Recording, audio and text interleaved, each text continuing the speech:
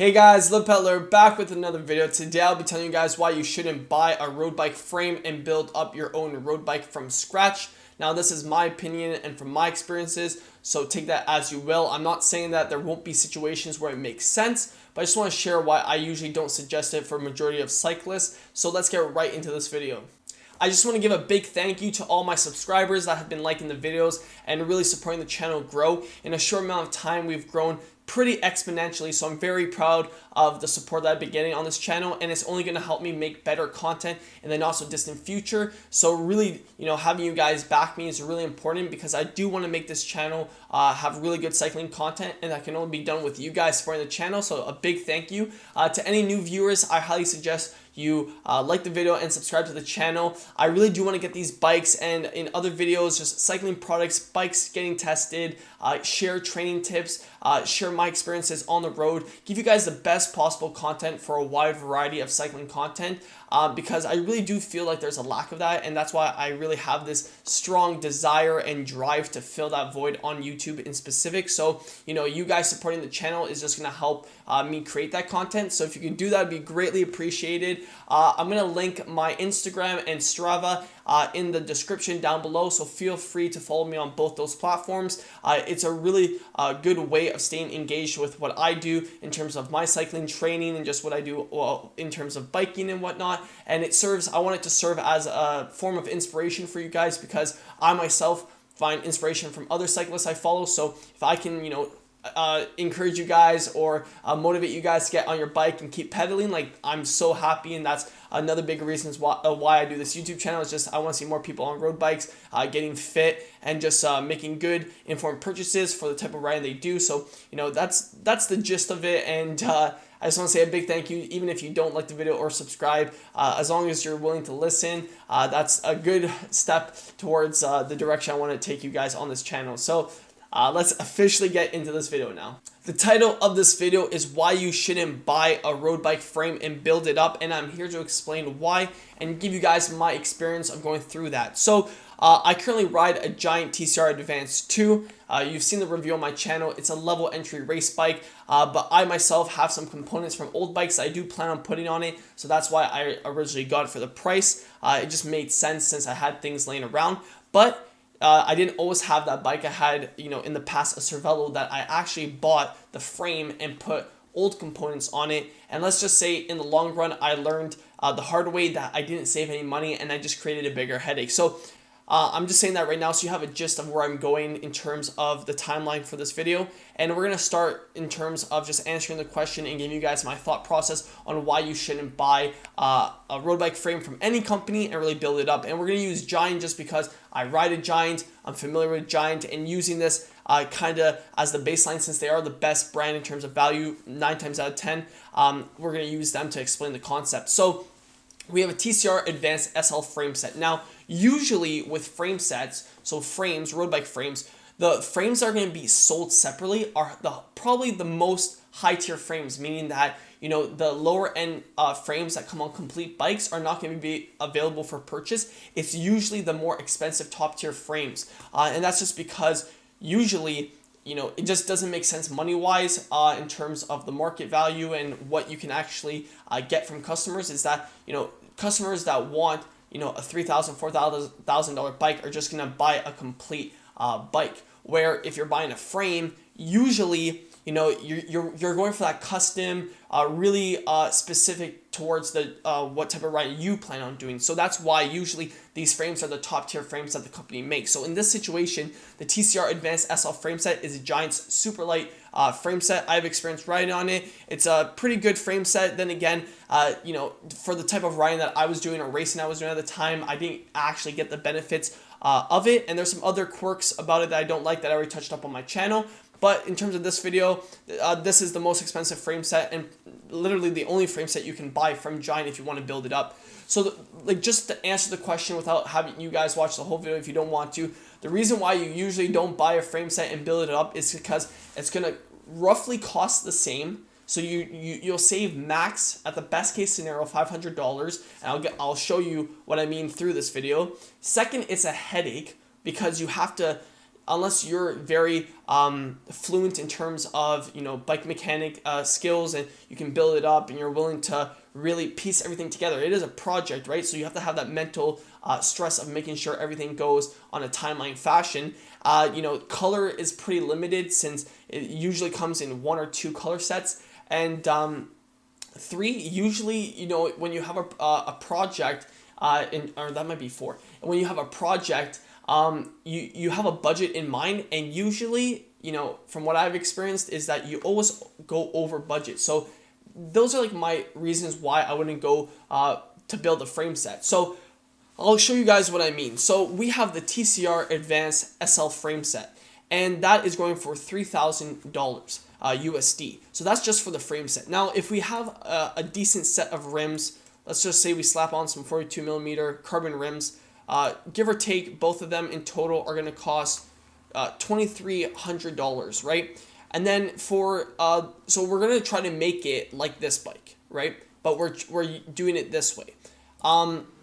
And what ends up happening is this bike retails for $8,100. So if we're trying to make it like that bike, that bike, give or take roughly, we're already around $5,300. And then when you slap on the Grupo, that's an additional $1,700. And if we incorporate, you need a saddle, you need a stem, you need handlebars, you need what else do you need here? Tires. You're most likely going to be roughly at the same price, give or take, in the high 7,000 price range. So I would say in the best case scenario, you would save, you have to build the bike. So you actually, if you don't know what you're doing in terms of building, you would have to take it to a bike shop. They would have to, put everything on. And, I've been in the cycling industry long enough. When people bring their bikes to bike shops to get them built, I've experienced seeing this and actually doing it myself. It says on the price, $300 for a bike build, and then you talk to the mechanic and he goes, well, actually for disc we have this, and then you see the bill at the end and it's not the $300 fixed price they have. So usually, I'm just doing that simple example of having the frame set, having some wheels, having the group set that's compared to this. You're most likely at the and then having to take it to the bike shop, get the stem, saddle, handlebars. You're at the best case scenario, I would say, saving at the most $500. And you have to take in this consideration that we're buying everything brand new, right? I'm not going to say if you can find very good deals on used parts that, if you get the frame set brand new, if you have used parts or parts laying around, it can make sense, right? Maybe you have a set of Ultegra Di2 laying around and you just want this frame and you can slap it on. But then again, I always like to tell people is that it's the whole value aspect. So technically at one point that you did buy that, however you got your hands on that used Di2, that's still expensive, right? So whether you had it on an old race bike or you got it from a friend, you still had to pay for it, and it probably is an older model. So the value wise, from what I've seen being in the industry long enough, is that buying a complete bike right out of the box not only is less headache, everything's brand new, so warranty's there, and you don't really have to piece anything together. It's not a project. I remember, so I'll give you my experience now with my Cervelo. So I had a Cervelo R3, I think it was from 2013, 2014, and I bought the frame secondhand. So the reason why, also, I'm going to touch up on this and make another video about how to buy a used bike and how to buy used parts, but it's tricky. It's sometimes a hit or miss. If you don't really know what you're looking for, sometimes you can get an amazing deal, sometimes you can get screwed over. So, I always tell people, especially if you're getting new into cycling, or if you already had, say, an aluminum bike and you're looking to upgrade, it's very easy to get, egged on or encouraged by, teammates or club mates. Hey, you should make a custom bike, really make it to what you want in terms of what riding you do. And that sounds great in theory, but unless you have experience or know someone that's actually done it, price, time, effort, headache is all stuff you'll experience. So I bought the frame around, I think it was like 500 USD, which would be around 700 Canadian, give or take. So I bought the frame, and then I slapped on old Ultegra on it, but I had to bring it to a bike shop, and then they gave me the whole runaround where the fixed price for building the bike is in it, and that was a headache. And then I had to get tires, a stem, a handlebar. So like in the long run, I saved. I ended up later on pricing it and comparing it to if I just bought a giant complete bike. I saved about $200, which I only saved $200 because the rims I ended up getting, which were carbon rims, were from a teammate, so they were used, so I got a good deal on that. So technically, if I went brand new piece for piece, I wouldn't have saved money, and the time and all the effort it took, just wasted so much riding time and so much of a headache that I had to worry about the bike being built. So usually, I would say from what I've seen, people that are getting, a frame that's custom, or sorry, just buying the frame set and building it up, it's because not only do they have the money, but this most likely isn't their primary bike. They probably already have a beater bike or a bike that's their secondary winter bike or training bike, and now this is like their bike that's going to be like their I know I accentuated that, but they're like their group ride, Saturday, Sunday flex bike, that everyone drools over, which I've seen. When I do group rides, there's some people with custom Trek, Trek. I don't think it's the Amanda. I think not the Domani, but the fast one, the Project One Treks, and I just look at them like, damn, like that's a nice bike, right? So, but like that's not their only bike, right? Like if you're dishing out almost, $8,000. That's not your primary bike, because you don't want to, usually are using it for fast group rides or races, or some training days when you want to test it out, but usually you train on another bike, and that's just usually how it goes, okay? So I would suggest, if you're buying a frame and building it up, it's because you want specific parts, right? So I was just using Giant parts as an example to show price, but usually, it's very specific because it is custom, and like in life, if you guys aren't familiar with the concept, everything custom is usually more expensive, just because when you buy things that are already pre-made, they can make it in mass, where custom, it's specific to you and what you want on the bike. So, I know a lot of you guys might know that, but it's very easy, because I was persuaded to thinking that, oh, well, if I slap on parts that I have and whatnot, just don't do it, okay? I've learned from it. I would probably never do it ever again unless I had a teammate like that had more of all the parts. So I've had a teammate that had the group set, that had the wheels, and it really made sense, potentially. But like I said, guys, usually it's not going to be a better deal. It's going to be a headache, and it's just something you don't want to deal with, especially if you're not, into the sport in the sense where it's your first or second season. You don't want to be stressing out like that. I remember it was my second season racing, and I did this. I had the bike sitting in the basement, and I was waiting until the weather got better to build it up, and it was just a headache. I'd rather have just bought a brand new bike. Everything was brand new, nothing used. Because the other thing too with bikes is that, brand new is we already established the reason why you don't buy brand new is because it's just, the reason why you don't buy the frame set is just because it's gonna be super expensive, plain and simple, expensive and stress. And basically, for if you don't really care, and that leads me to this point. I know this is a little rant, so bear with me. Unless you're, I would say, racing a high category, or you have the budget where, money is no object, or you just don't really care, or you want to do it as a project and you're really, really passionate. Like, I could see myself doing this, especially now where I am in terms of my cycling career / journey, is that, if I were to build a bike, it makes sense. I could make a video out of it. It'd be interesting. It'd be a process. I wouldn't be stressed, and I'd probably have a bike to still ride, so it wouldn't be on my mental in terms of, damn, I really need to get this bike built. But for, majority of people that would be doing this are people that are racing a high category, or like they're training a high category, right? So they want like optimal performance and they're willing to spend. But I'll just say the point of this video was just to encourage people to really, really sit down and think before you start thinking that you want to build a custom bike. If you've only been riding for even less than 4 years, you're most likely not there, in my opinion. Even I would say I'm not there to get a custom-made bike, just because it wouldn't make sense. So, that was the whole point of the video, was just really sit down and, be honest with yourself, in the sense where, like, if I were to make this bike or just buy this bike, I'd rather the TCR Advanced SL1 disc. I get the super light frame set. I get decent, like, not decent rims. They're pretty sick rims. SLR1 giant rims. You get the full Force E-Tap 12-speed wireless group set. Stem, handlebar, like, they're all pretty good stock stuff. And that's the other thing too, is that, bike companies are getting better with stock components. It's not like they're cheaping out, and especially a lot of companies are doing more in-house manufacturing. Yet again, Giant manufactures all their own stuff, so for quality control, they're very good. But let's say Specialized, Cannondale, they're putting a lot of better stuff in terms of what's coming stock on the bike.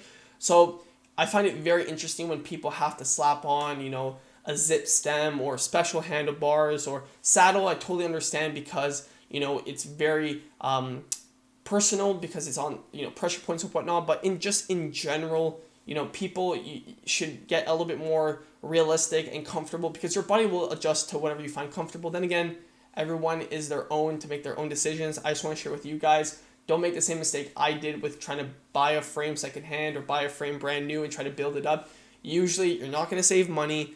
You're usually going to be more stressed out. It's just better to figure out based on what components you want on the bike, figure out a pre-made bike that the company offers and just go with that one, and then maybe little by little upgrade some things here and there, but usually you won't have to. Like I said, I made a video on my channel if you are curious on my TCR Advance 2 2020 edition. I've ridden 10,000 kilometers on it and I haven't changed anything, right? Other than my saddle, that's the specialized saddle that I ride with. Everything else is pretty much stock handlebar, stock stem, stock 105 group set. And it is what it is. Like, it is a bike. A lot of people love the whole customizability of a bike. It's kind of like cars. Totally get it. If I had a bigger budget, maybe I would do it. But as of right now, I'm totally fine. Just the whole idea is keep pedaling. I will say that at the end of my videos, that's the main thing, is just enjoy the ride. At the end of the day, you can look at your equipment every day and say, I've changed this. But, if you're not riding, you can't justify it. So at the end of the day, just ride. And I also said this in previous videos, is that you'll know when you need to upgrade certain things, just because you'll see the demand. But I'm just telling you, I've ridden 10,000 kilometers on a level entry race bike / road bike, and like I'm totally fine. I wouldn't upgrade my handlebars. I wouldn't upgrade my stem. The rims for training, they're amazing, but I would slap on some carbon rims. But for me, I know that if I'm riding 10,000 kilometers, I can justify having carbon rims, right? So stuff like that, you gotta take things slow, really think about stuff. And I really hope you guys did enjoy my thoughts on why you shouldn't buy a frame set and build up your own road bike. If you guys did enjoy the video, smash the like button, subscribe to the channel. More content like this coming down. I'm going to look at some more bikes, give you guys some training tips. In 2 weeks, give or take, the weather outside is going to be a lot better here in Canada. So, get some outdoor riding content for you guys. And just if you guys can really support the Instagram and Strava, links in the description below, it's going to help grow my presence across all social media. That's really important because, brands are, really want, you to have a presence on social media. So the whole idea behind that is just, I want to make this content better, but I guess I got to have, reach everywhere. So if you guys can support that, it'll just make the process of getting actual, bikes and biking equipment and products easier for me in the not so distant future, so I can bring you guys that content. Like I always say, I ride a lot. It's not hard for me to actually, that's the difference here. Actually ride the bikes, actually test the products thoroughly, not just give you guys my first impressions or a quick review. Like, I really do ride a lot. So for me, making this content is not hard, and the whole goal is to help you guys make better informed purchases and just, not have a lot of the just general, this is what it is, I'll read the description or the specs and that's what it is. Like, I actually want to give you guys real experience on this, and that can only be done with you guys supporting the channel, which I do see happening as of recently, so I do really appreciate that.